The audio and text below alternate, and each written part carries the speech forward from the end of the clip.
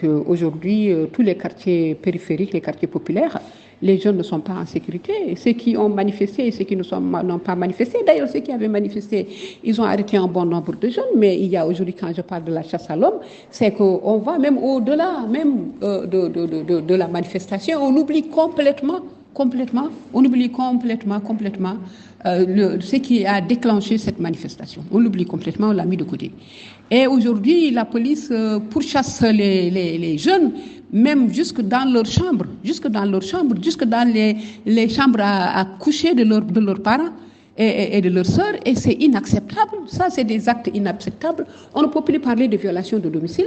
Hein, on est au-delà même des violations de domicile, et on est en pays musulman, on est dans une société musulmane, et en dehors de cela, c'est qu'il y a des règles, nous avons signé ces règles et on doit respecter ces règles, quelle que soit la situation et quel que soit en tout cas ce qu'ils cherchent aujourd'hui. Donc ce qui est visé, c'est d'abord on n'arrête que les garçons, et donc je me dis qu'on est vraiment dans une escalade. On est dans une escalade qui peut aller très loin, et j'espère que les autorités policières et les autorités politiques et administratives de ce pays m'entendent parfaitement bien et entendront aussi les autres voix qui sont en train de s'élever contre ces faits. Ce n'est pas normal.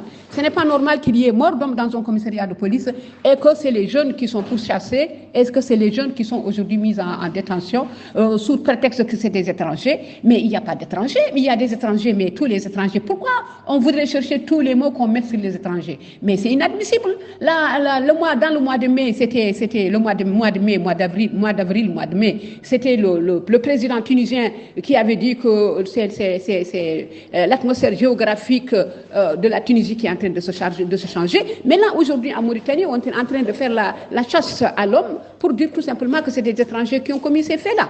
Mais c'est inadmissible et c'est inacceptable. C'est comme si en Mauritanie, il n'y a pas de jeunes. Il n'y a pas de jeunes qui ont un projet de société, qui ont un avenir et qui veulent, n'est-ce pas, participer au développement de ce pays-là. Et ce langage-là, ce langage dit discriminatoire et raciste, doit disparaître. Ce langage doit disparaître. On ne peut pas accepter. On est encore sous la douleur des morts qu'on n'a pas encore enterrés. Et aujourd'hui, on nous demande de fermer les yeux, n'est-ce pas, sur cette chasse qui continue nuit et jour, à partir de 22h jusqu'à 3h du matin ou 6h du matin.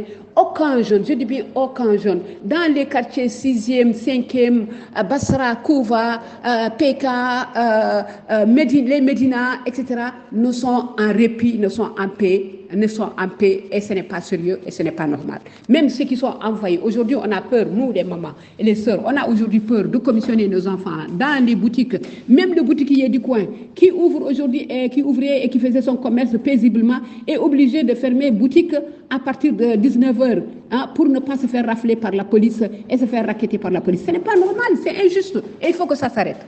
Interpeller le directeur de la Sûreté, le directeur général de la Sûreté et le ministre de l'Intérieur et leur demander d'arrêter et de faire arrêter ces arrestations.